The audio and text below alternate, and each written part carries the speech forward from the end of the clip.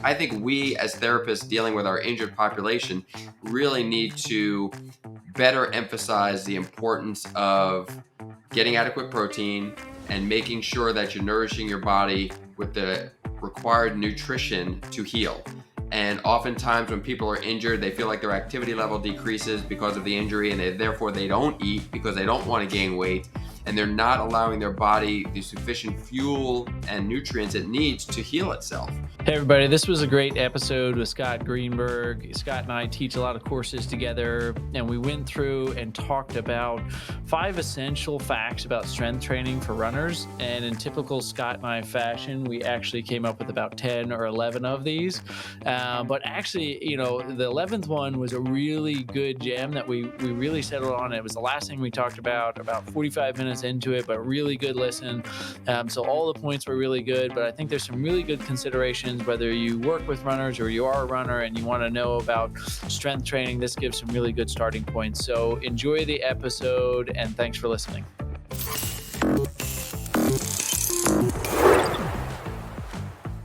Hi, everyone. Doug Adams here with Run DNA Podcast. Very excited to have Scott Greenberg on here today. As always, we hope you enjoy the conversation. And if you want to get even more in depth, check out our newsletter. Head over to rundna.com, sign up for that, or check out some show notes. But Scott is amongst many things. I mean, I think his biggest accomplishment is being a senior instructor for Run DNA. He might disagree, but Scott, if you've taken any of our courses, you'll see Scott and I teach the courses together. And he and I have how long have we been teaching courses and things together now? It's got to be going on at least like 6-7 years. Yeah, I think it was pre-pandemic for sure. And we've been all over the country teaching courses and taught at CSM together. We've done lots of things together. So obviously Scott has a lot of great experience. If you're watching the video, you won't believe this, but he's got 25 years of experience as a PT. He looks like he's almost fresh out of school. He keeps a beard going just to try and make him look young or look a little older there, but he's actually it's starting to get gray, Doug. It's starting to get gray. So I didn't shave this morning either, and then I'm like, oh, there's a lot of gray in that. It's happening. But Scott's day job, his real thing, is he is the manager of operations for UF Health Rehabilitation, and he's also a physical therapist for the Florida Gators, War Eagles. So he's over there at Florida, that other orange and blue school, and then he's got Run Safe, Run Fast as his website, and we'll cover his what's your social media handles as well. Run Safe, Run Fast is on Twitter, and then scottgreenberg.dpt is my Instagram. Yeah. So, I mean, Scott and I have lots of conversations, and this is going to be fun. We've got a topic we're going to go into. We're going to talk about the 5 essential facts about strength training that all runners should know. So I'm excited to dive into that. Again, Scott has done, are you still doing the competitions? No. I think that phase is over. I'm still actively engaged in trying to stay in shape, but in terms of stepping on stage, I don't think that is in my future anymore. I've embarrassed myself enough. Scott is very into strength training and has explored it in many different capacities, maybe we'll say here. So I should have gotten one of those photos and put one of those up here. I'm glad you did. Yeah, man. All right. Well, a future one, I'm going to have that like a meme of Scott from his bodybuilding days there. So, but I want it just like a lot of the audience might know you from the courses, but if you're following us from the podcast, I just wanted to do some quick fire questions. So short, simple, sweet, kind of from the hip questions there. Just to get to know Scott a little bit better and his experience. He's got a lot of experience working with runners, working with some of the top runners in the country, especially at Florida. Obviously it's a very prolific running school. If you're following anything about running right now, you probably see that there's some very high profile Florida runners in the news right now. So Scott has a lot of experience and something he and I really love to bring different aspects to working with runners together. So Scott, why did you become a physical therapist in the first place? Why did I become a physical therapist? Great question. I always liked working with athletes. Always, obviously personally wasn't good enough to be a collegiate athlete really at a high level. Could have played, D3 soccer or something along those lines. But Always wanted to be involved in sports, stay involved in sports. I thought physical therapy was a great career in the sense that it had great work-life balance from the standpoint of, it's typically a 9 to 5 job until you get to management. And then I'm realizing it's not a 9 to 5 job. Now it's a 9 to 9 job. Yeah. Um, but so that was one way, becoming a physician always kind of sat in the back of my mind as well. The time I would have to invest to kind of go down that route, as well as money was kind of a factor, return on investment kind of stuff. I just felt like getting the rapport with my patients and my athletes was probably best in the world of physical therapy, where we get to see our patients a couple of times a week and develop rapport and that kind of stuff. And as you know, and probably some of our listeners know, I like to talk. I've been given the gift of gab. So having that relationship and building relationships with my patients was really, really important to me. Something I really, really enjoy. And physical therapy has been that for me. And it's allowed me the opportunity to not only build my world of sports medicine and experience there, but also start to dabble into some other things involved with sports medicine, whether it be leadership, management, et cetera. Yeah. All right. Favorite thing to treat? My favorite thing to treat over the years, I love treating Achilles ruptures, the repairs actually. That's probably my favorite thing to treat, because I think, I'm able to see such a great change over the course of time. Typically not inhibited by too much pain after surgery. I think those repairs go really, really well. People do very, very well in the sense of their management of their symptoms. And it's just a matter of, okay, there are certain things we need to protect. And when that protection kind of falls by the wayside a little bit, or we don't need to guard against certain things as creep and making sure the wound closes, then we just get on the strength wagon and just push, really, because that's really the thing that limits people from getting back to performance quick. Isn't so much the actual procedure. It's more of the loss that occurs due to the inability to use that calf muscle, let's say. So I think you can really start to utilize a whole lot of strength and conditioning principles to accelerate and speed up the return to sport aspect. I was going to swear you would say foot. I would have bet some kind of foot thing there for that. And so that was a little surprise there. It's close. It's close. Yeah, you're not far from the foot. I mean, extrinsic kind of stuff there. But all right, now what's your least favorite thing to treat? My least favorite thing to treat, I'll give you two. I'll say number one, medial tibial stress syndrome. One of my least favorite things to treat. It's just one of those things. It just nags, and a lot of runners tend to always push on their shin, and they always know it's there. Even when you're able to run, asymptomatically, you start pushing on your shin, and it still hurts for a very long, long time.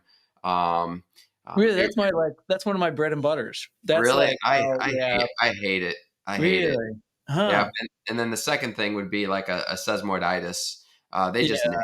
They just nag, and it's hard to kind of get off those little two bones. And as a runner, you're typically pushing off that area, and it's tough. So those are probably my two. Huh. I'm surprised by the medial tibial stress syndrome there, just because, I don't know, that's one that I found that you can make such an immediate difference for them a lot of times and get them to feel better so quickly. And it kind of encompasses the form and the strength and the mobility and things like that. So I'm surprised. But yeah, I mean, I see it is one of those things that there is a certain amount of just pain that you got to get through, and it can be challenging. So yeah. All right. It's about load management, just like everything else. It's load management, right? And and depending on how many miles they're putting in and what their force into the ground is like, and what they're especially when you start talking about a competitive runner at the collegiate or professional level, where having them back off is really, really a tough thing to do. They can be a little bit of a challenge. All right. So next question. What are you most excited about currently in the field of physical therapy? What is oh man, this is such a cool emerging area. I want to learn more about it. What keeps you reading about right now? I'm drinking the Kool-Aid on the blood flow restriction stuff. It really is. That's really where where my big interest lies these days. I really, if we go back to the question as to what's my favorite thing to treat, Achilles repairs. And I think blood flow restriction training is one of those things that is like the secret weapon for athletes in terms of, and therapists rather, for getting our athletes back quicker. Yeah. We can start to retard a little bit of the disuse atrophy by implementation of blood flow restriction training early on, whether you're doing it on the asymptomatic side or the uninvolved side first, immediately after surgery, and then kind of shortly thereafter putting it on the involved side, and really just doing some basic, ankle pumps with it on is sometimes enough to kind of keep that stimulus to the calf. And then with blood flow restriction, I think it's very underutilized when we start talking about, the small little foot intrinsic musculature and how we can really gain a little bit more bang for our buck doing so many exercises that we traditionally do and underload that. I think blood flow restriction allows us to continue doing those similar exercises, but again, allow for the hypertrophic changes to occur with that stimulus being somewhere between 20 to 30% of the 1 rep max, which is, again, when you start talking about, balance exercise, foot doming, TheraBand resistive exercises, that you're not getting anywhere near the 60, 70, 80% of the 1 rep max that really garners that hypertrophic change. So by eliciting the metabolic stress through limiting the amount of blood flow and oxygen getting to an area, you're really kind of tricking the body to kind of create that environment of stress. Of healing. Yeah. All right. What is one thing that you wish you could create as a physical therapist that would make a huge impact on the field? Like, what would be, like, you could invent something or do something differently? Like, what would be like a cool, like, piece of technology? I know this is kind of a big one here. I want to see where your mind's at with this. Yeah, no, I think that's it's $1 million question. I wish I really wish I have the answer for that, because then I would get off this podcast immediately and start trying to talk to my friends about how to make this thing. But I think I think just technology as a whole is something that's really, really cool and exciting.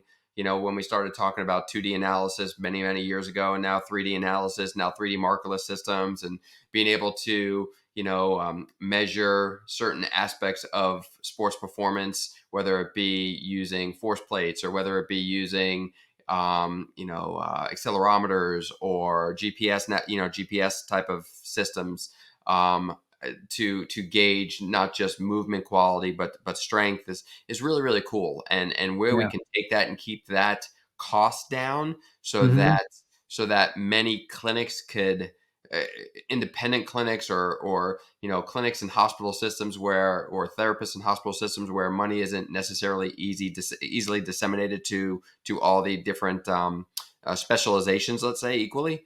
Because again, in a hospital system, it's, we've come to realize that physical therapy is not one of the big money makers in the big hospital system. It's not like radiology, or it's not like, pharmacy, and it's not like surgery, right? We provide a service and we do a good job, but at the same time, the amount that we're bringing in day out doesn't compare to some of the other specialties. So, in terms of when we're out there trying to ask for things, if we were able to ask for more cost-effective things that were able to give us the necessarily information that would be helpful in making clinical decisions, I think would be great. So again, I think my answer would be taking some of the systems we have in place and figuring out a way how we can do it less expensively so that it can get in the hands of the masses. Yeah. Yep. Mine was going to be something like a 24/7 wearable device that monitors like all your physiological data, like your heart rate, your sweat rate, your blood. They have that called like an Apple Watch. Can't that do most of it? You got to charge that thing every night. Like, you got to take it off and charge it for a couple hours. That can't do everything now. Yeah, true. I found this one company one time that did like a paint on sensor, and they were trying to create a sensor that lasted a year. It would measure like everything. And unfortunately, I don't think it worked. I think they went out of business. But the Whoop, can't you charge the Whoop with a charger that actually sits on it when you, so you don't have to take it off. It just actually sits on the actual band itself. That one. I thought that was actually a really good design by them. So but I wanted all the data. I don't want just with the Whoop. I want everything. So that would be my invention. It's interesting, Doug, you say that, because right now, because I do like, what do they call it? Biohacking. I do like that myself. So I have, I just downloaded for my Apple Watch. So I have an app for lifting that talks to my health, that actually I take my steps. The app that I do for strength training does all of my, I have metrics. I have, body measurements of, I have a tape measure that kind of does all that stuff and Yeah. actually syncs with my phone. And then I have, my sleep. I have a sleep app, a recovery app. So it heart rate variability. So I'm trying to bring it all. I put into it what I eat in terms of my calories, my macronutrient breakdown. So I'm trying to get the whole picture of what's going into my body. Now, all I need to do is figure out a way to get blood work automatically where I don't have to go to the lab. And we can kind of really kind of That's what this is to do. Just like a little tiny little blood drop and analyze everything all the time. I want all the data all the time. And then maybe in like 20 years, we'll figure out how to use it. That's right. Yeah. Like getting all that data is one thing. Knowing what to do with it is entirely something else. I don't, unfortunately, I'm getting old enough that I don't think it's going to happen in my lifetime. Probably. It's probably there already. They just probably haven't released it in some way, or it isn't FDA approved or something. I hope so. I want it. I want all the data. So, all right, let's dive into the topic for today here. So I think Scott, and I are just going to go back and forth and talk about 5 essential facts about strength that all runners should know. So I'm going to put you on the spot because I had time to think about this and you didn't. So I'm going to make you go first just to be nice and say all right, what's number 1? What's and we can reorder these as they come up, but what's your first thought on the first thing that you think would be important that every runner should know about strength? How about this one? Ready? You threw me a softball. I'm going to hit it. Ready?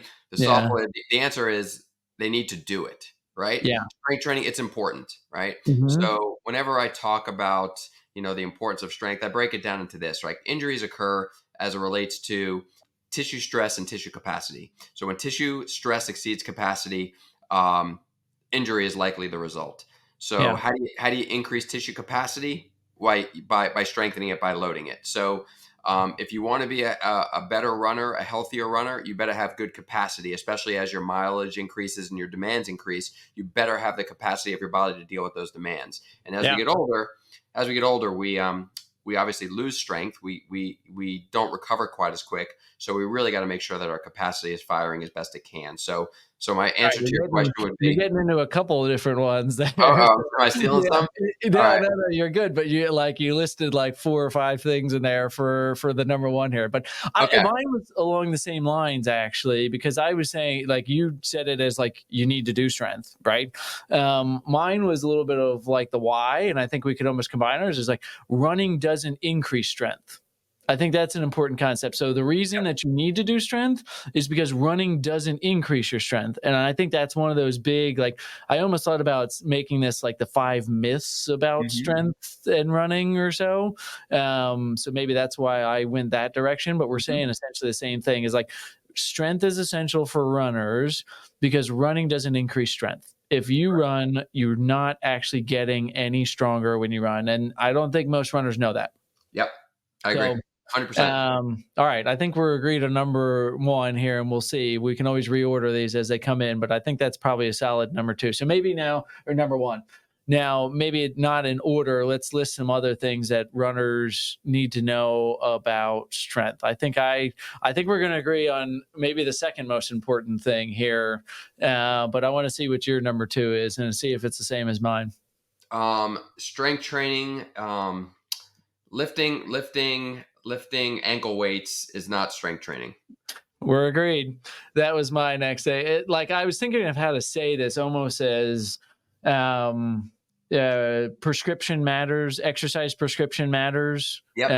It was maybe kind of the way that I think it would encompass a couple different things there where it's not just it's not just don't lift light weights. There's a time and place to do different things throughout the training year, but to elaborate on this, 3 sets of 15 with light weight, you might as well just go for a run at that point. And there's a benefit of that, and maybe you need to do that to get into the weight room, and maybe you need to do that as an entry point just so that you're in the habit of going to the gym, and that's fine. But the real gains come from increasing your actual tissue capacity, which doesn't happen when you're doing it as much with that high weight low or high repetition, low weight scenario there. Mm-hmm.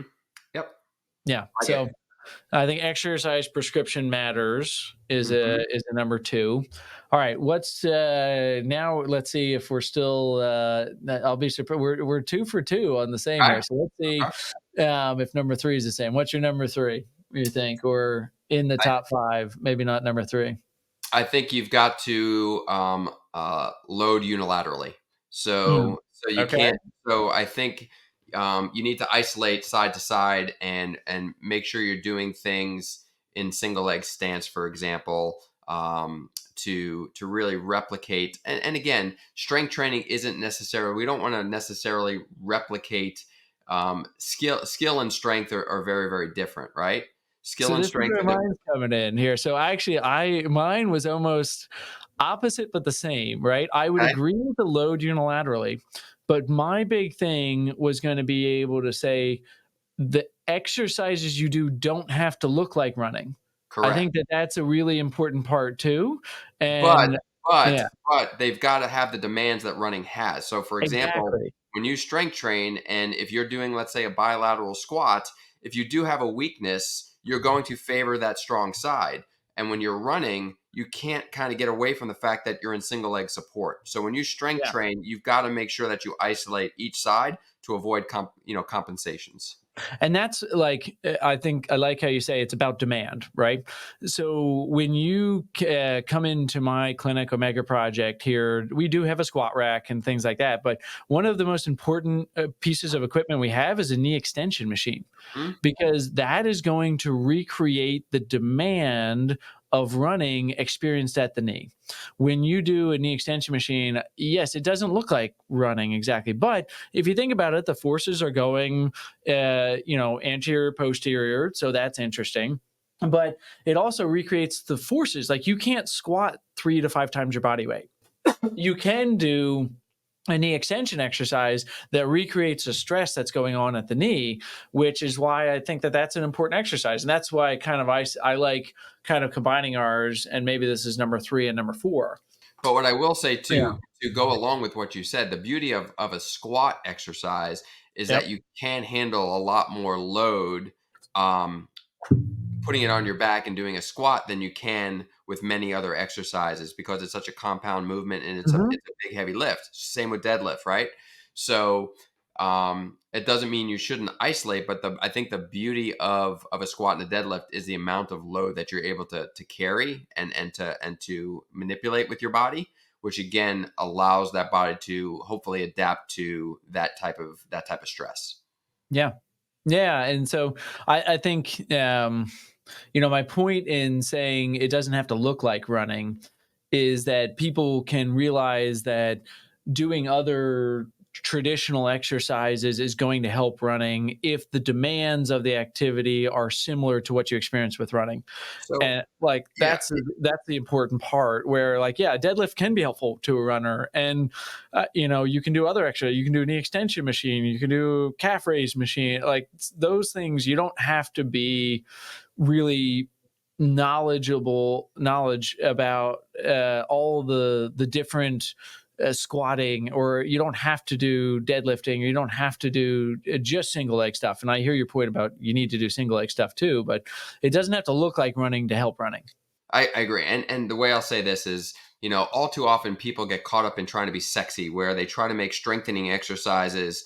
If we look at Instagram like exercises. Yeah. yeah, and like taking a band and kind of going through the throwing motion with some resistance and calling that strengthening, and that's fine. But what muscle group are you trying to really strengthen? And Hmm. find the movement that isolates that group the best. That's strengthening. And if you Yeah. want to work on skill development, that's a whole nother ball of wax. So, I think if you're trying to train somebody in a movement pattern, that's one thing. That's not strengthening. Right. Movement pattern re-education is not strengthening. It's not that it's not important, but again, you've got to have a strength base to then try to improve upon that movement efficiency. How's that? Yeah. And it brings up a point of something I always educate my runners on, because we kind of brushed over this, probably because you and I this is so ingrained in us here about like why heavy strength training matters and why running doesn't increase strength, right? A lot of the benefits that we get from exercise are really about the number of fibers that we're recruiting and how long we're recruiting them for, and like under what tension are we creating in the muscle. So what that means basically is when you do running, your foot's on the ground for a very small amount of time.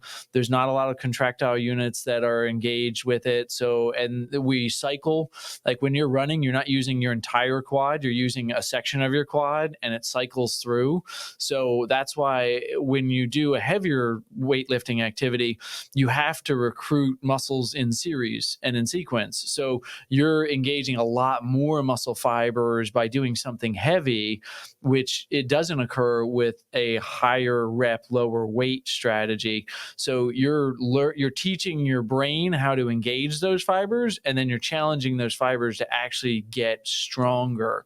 And that doesn't take that light weight to fatigue, yeah. right? And that's where blood flow restriction comes in. It kind of gets through those type 1 fibers a lot quicker, and really allows you to recruit those type 2 fibers, which again is what we're talking about here. It's kind of getting you through the system a lot quicker than you normally would.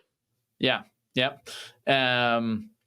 Okay. Yeah. So we might have to do some cuts here because I'm thinking of other ones here. And if we're going to narrow it down to a top 5, I think the top 3 we were pretty or top 2 we were in line, but we're gonna have to do some other ones here because one of the ones I just thought about too as we were kind of going in this conversation, and one of mine was running or lifting weights doesn't mean that you're going to put on muscle mass necessarily, and you can still get the benefits of it. Because a lot of people, like, I want to stay away too much from the aspect of the statement, but strength to weight ratio is really the important part here.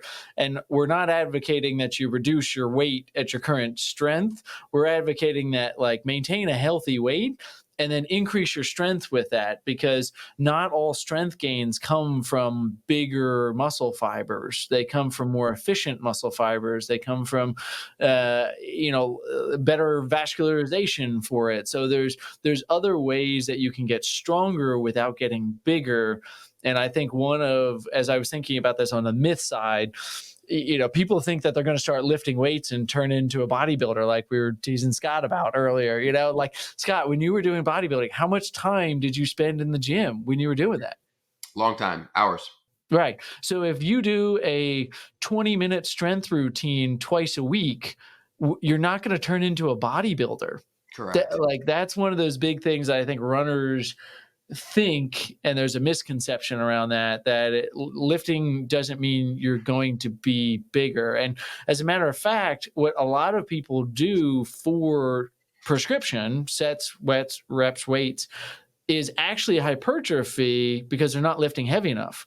When you're lifting in the 8 to 12 range is really where you're increasing muscle fiber size. But when you're in the 4 to 6 range, you're increasing strength, but not necessarily fiber size as much there. So I think that's an important point for that. And I'm sure you tell your runners the same thing. Yeah. And I also tell them stuff like, I think lifting upper body is great for health and it's important.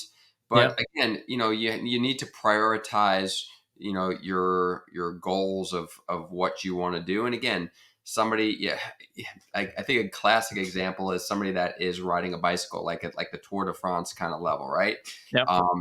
Their legs are super big and strong because their legs need to be super big and strong, but their upper bodies are very, very thin and lean because they want to be light on the bicycle, and they want, the body, the gravity wins every time, right? And gravity doesn't care if you're 150 pounds is distributed equally, upper body, lower body. It just knows that it's 150 pounds. And if you're a cyclist or a runner, you need to make sure your legs are really, really strong. So that's not to say neglect your upper extremity, but it's saying that if you're going to put time in the gym, make sure that you're looking at the key muscles you're going to need or require for that particular task. I saw an article a little while back. This goes back years, but it was in Runner's World. It was like the top 5. It was top 5 exercises, I think, for runners. And it was like, one of them was like an upper body exercise. And I was like, yes, that's important, but I wouldn't put it as the top five. Like how do we come to that? So I think you just need to understand that there's a hierarchy of certain movements, and that's why I think things like squats and deadlifts are so good. Is because if you're short on time and you really just want to get a lot of bang for your buck, those are gonna hit the majority of them. Now, I will challenge it. I don't know if we have time to go into it, this one here, but there is the concept of what we a lot of times call in physical therapy like regional interdependence, where seemingly unrelated body parts have a big impact on other things. And I agree, right? Like most runners aren't going to have time to spend an hour in the gym 3 times a week to be able to get to some of those more complex exercises. And if you're only, and this kind of was one of my next ones, was a little bit goes a long way, was one of my next points there, where you Mhm. only need to do very like little, like as little as 20 minutes in the gym can have a big impact like on It's your the performance. intensity that you're doing too. So if you're doing like, really, really limited amounts of sets, but you're taking those sets to failure at a given weight, and really working hard during that lift, you're going to get a lot Yeah. more out of it than spending 25 minutes in the gym, doing stuff, for lack of a better term, half-assed, right? So Right. if you're really, really intent of what you're trying to accomplish, you can get in and get out pretty quickly and Yeah. accomplish your goals. And once you are at a level where you feel like you've been doing this a little bit, it doesn't take a whole lot to maintain. That's Yeah. the key too. You don't lose it that fast as long as you kind of touch on it a little bit. um we're hitting lots of good ones here. So but even where I was going with that a bit too was also my friend JJ. She's an amazing therapist. She does a lot of great things, and I think it was I took one of her Primal University courses recently, and she really emphasized just the role of shoulder strength for our core, right? And how serratus anterior plays a huge role in core stability. And we think about that running has a higher activation of a lot of our traditional thought core muscles than a plank does. So, What like, about work, squatting? I think you can hit that core yeah, with a squat, which is also going to give you a right, lot more bang for your buck there on the lower body. So again, I'm not discounting the fact that your upper body has a part in that too. But when yeah, you're actually grabbing the bar, you're having to stabilize, prevent the bar from tipping one way or the other way. So I always battle like, oh, my routine doesn't have any core work in it. Are you squatting with a bar on your back? Then it yeah, has core in it. Are you deadlifting? You've got some yeah. core stability in it. So I think you get a lot of, again, you're talking regional independence, you get a lot of carryover with some of those big movements too. Yeah. We did this one exercise as part of the class that was pretty cool, actually, that just gave me a little bit more realization about the role of the upper body and the lower body. We were in like a Frogger position. So it's basically like a deep squat where you put your hands on the ground and you kind of like bring both legs forward and jump forward like a frog. But we did some cues with it.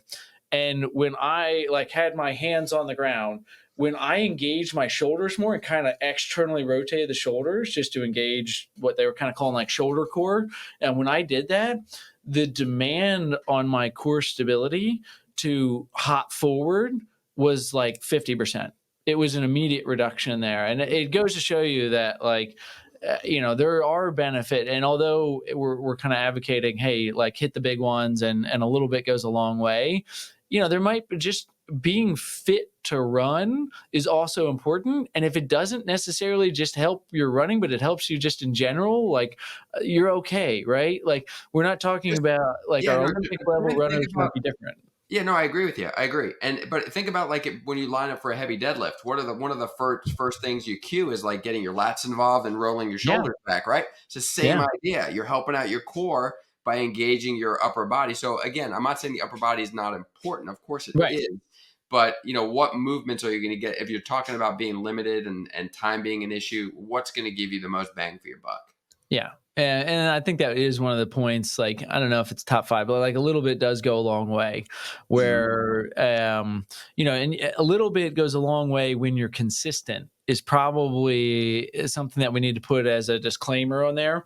Um, if you're going to lift for 3 weeks and then you're not going to do it anymore, like you just reduced your body's capacity during those 3 weeks more than you probably helped it. Mhm. So if you can only lift 10 minutes, there was a period recently where I did 3 exercises and I did it 3 times a week. I have just a kettlebell in my bedroom, and I would wake up, and I was at a point where life was just very busy, and but I did that consistently, and it made a big difference, and I still felt strong. And I like the statistic you said. I think this is another one. I don't know if it'll make top 5, but it's one I say all the time, is you only have to do 50% of what you were doing to maintain your strength. That's a huge one, where once you get the strength and once you've made those gains, if you're lifting an hour twice a week, if you can lift a half an hour twice a week or an hour once a week, like you're going to maintain a lot of those gains there with it. But if you do nothing, you'll lose it. It's like 20% in 2 weeks. I was listening to a podcast this morning, literally, and it was they were talking about what's the best split to do for just general strength and conditioning. Whether it was a push-pull legs or an upper body lower body split or a full body split, and they were really kind of pushed for most people, unless you were really trying to target certain key muscles for deficiencies. The total body, twice a week, 2 to 3 times a week total body, because again, if you miss a workout, it's not like you're missing a body region. You just make up for it the next workout, and you're hitting that body part instead of maybe twice a week or 3 times a week, maybe once or twice a week. So you're still giving stimulus to that muscle group, and it's not as demanding. Whereas if you do like a typical bro split, push pull legs or push pull legs upper lower, something like that, like the bro split term,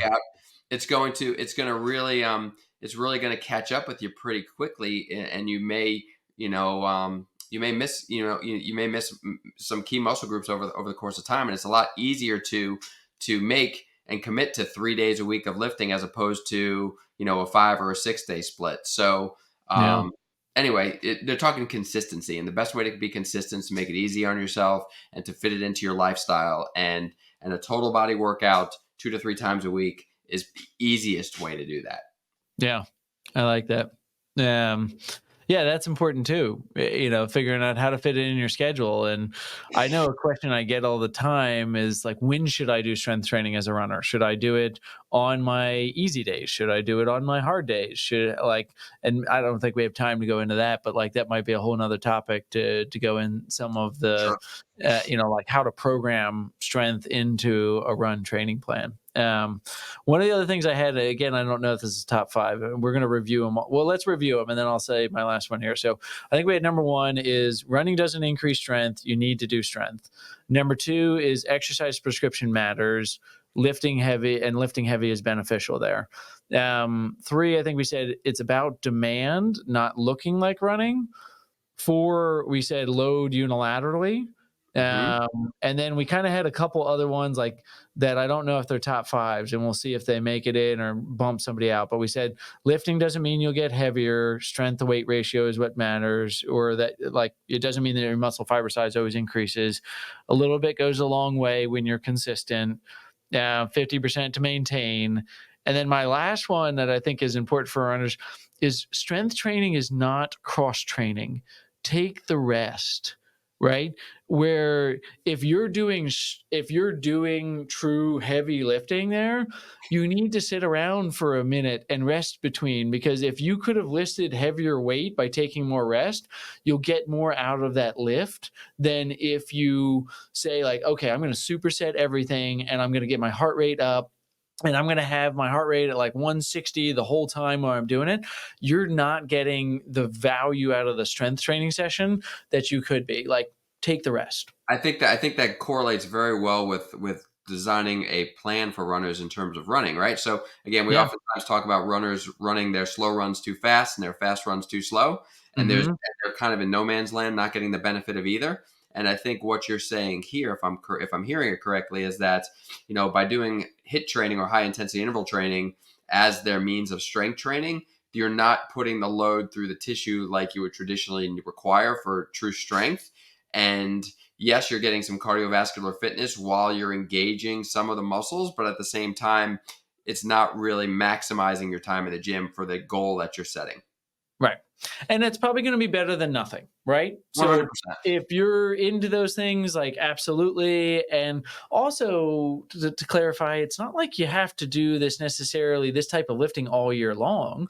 There can be cycles in and out of it there where, yeah, you're in a little bit of an off season, or you're in a higher portion of your season. You don't want to be sore from some of these things. And yeah, you might do some hit training, but like realize what it actually is, get to learn a little bit about strength training to know, hey, am I actually doing something to increase my strength here? Or am I doing like a interval cross training type thing? Because when you're considering total training load, you have to consider where that really is. And it's not bad to take rest. You don't have to be dripping sweat while you're in the gym just so that you feel like it was equivalent to a run.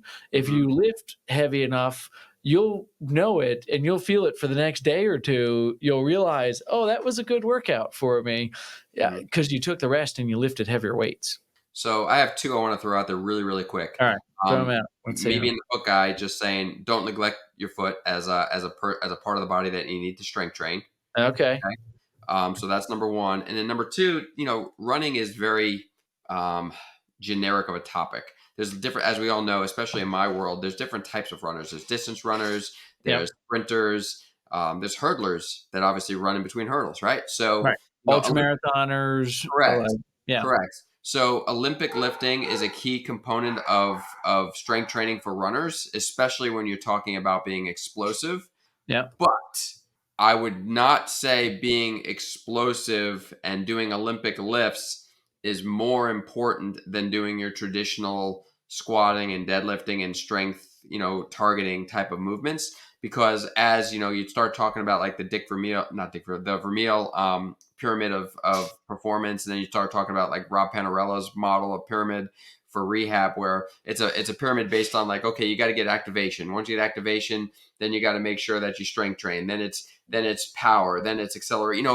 Everything builds on itself, and you can't be explosive and powerful without having a good base of strength. So at the end of the day, we dealing with runners need to make sure we have a good base of strength before we start diving into the Olympic lifts. Okay. I like that. Well, we got 10. So maybe this is very typical Scott and I fashion. We're like, give me 5 and we give 10 type thing. If you've ever gone to a course with Scott and I, like the conversations are great and long and we have lots of fun with it and we go on lots of tangents. So, we'll see. So the way I just put that, because I'm writing these down, is jumping is important once you have base strength. Because that's what I would put my spin on it there, because I think that jumping is really important part of a fitness program. We're not going to call it strength training program because it's a little different, right? We're not looking to build strength, but I think that once you have a good base strength, the jumping is really essential. And this is something from a performance standpoint. I think we have a lot more that we can talk about than on the injury standpoint, but from a performance standpoint, the ability to improve your jumping mechanics and your jumping capabilities will impact your running performance. That I think we can say a lot easier than it might affect your injury performance. But I think that your point about you have to have baseline strength before you do that is really important. And I think that might be helpful for people to hear that, listen, you don't have to start with the Olympic lifts. Just get on some of the machines once in a while and build some strength. And if you're following some soreness rules might be another one we could put on there. Following the soreness rules would be a good one there, where basically like how to pick the weights. There's lots of topics that we could talk about here. I think limiting it to 5 is challenging, as you can see that we're already at 10 and growing. But I think that your point about having base strength is really good. So, all right, we've got 10 instead of 5 here. But what I would say, like, let's have a little fun with this too. And let's see if the audience has more that they say, like, did we forget one that you would put in the top 5? Like, do you agree with the order of ours? What would your top 5 be? Or, what should be in there that we didn't include or that you thought would be really important terms? Because it's important that we're talking about this and that that the runners are getting a consistent message from running specialists. And I think Run DNA represents over 10,000 people that have taken our courses, that are interested in working with runners, or runners themselves that really want to know about it. And it's important that we have a consistent, clear message about it, that runners are hearing the same thing. And I do think, it could have been, I felt like it was clickbaity to say like myths about strength training, and I didn't want to make it sound like clickbaity, but it's important that we have these conversations and talk about it and be consistent. I agree. So, Scott, before we wrap on this here, any parting words or things that didn't make it in, or anything about strength training, or that you want to add? Or I will add something. Strength training is important, but you as a physical therapist, we have to be careful. But diet does play a role in this too. So if you don't eat enough calories to sustain building muscle, if you don't eat enough protein to be the building blocks of your muscular development, you're going to have a hard time, achieving those goals. So nutrition is super important to maximize the potential gains that you're looking to get. I think that's a great point. And it's along the same lines of another principle that we talked about. I think I did a short podcast episode, one of our like quick ones there, about the most important part of a training plan is the recovery. And if you're going to increase your training program, like you decide to train for a marathon, if you're not increasing your recovery, you're reducing the benefit of that training program. And I think that this is a really good point that most runners will probably not think about when they add strength training, that, hey, making sure that they're getting an appropriate caloric intake. And if you're adding more exercise, you might need to add more calories in.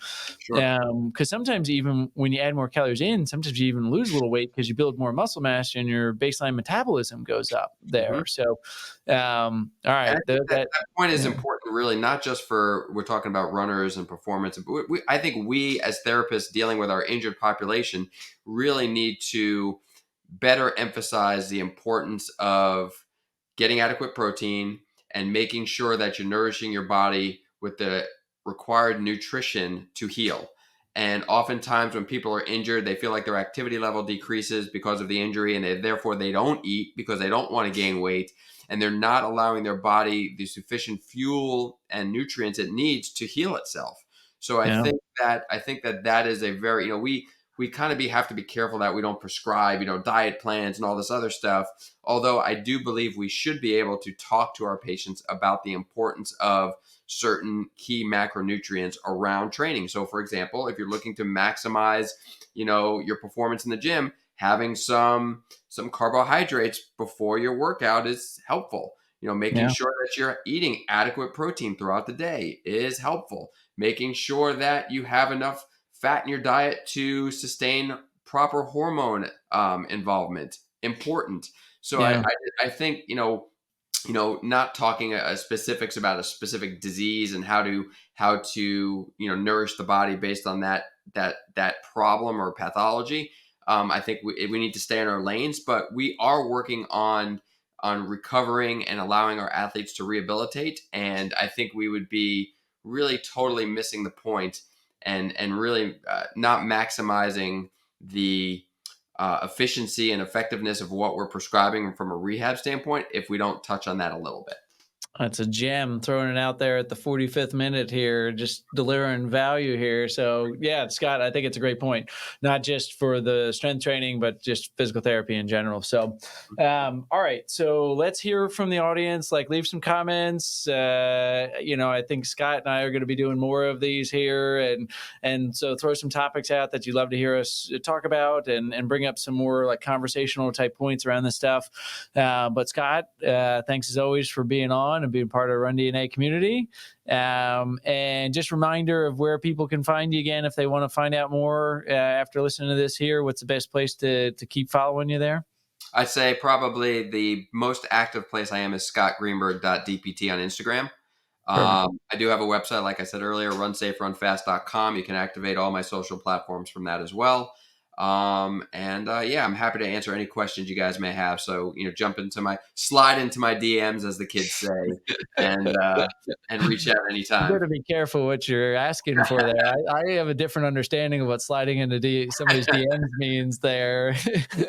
But that's good. So, well, thank you all as always for listening here, and hoping everyone's running safe and enjoying the runs. And thanks for listening to the Run DNA podcast. Thanks, guys. Like what you hear? Leave a review of the show wherever you listen, and don't forget to subscribe so you never miss an episode. Run DNA helps runners and running specialists through education and technology to identify each runner's unique injury profile to avoid setbacks and maximize results. The Run DNA podcast is produced by Ace Running LLC. The Run DNA podcast is intended for educational purposes only.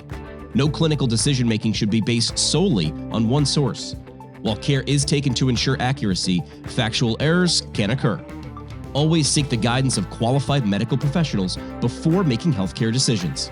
Find us online at rundna.com.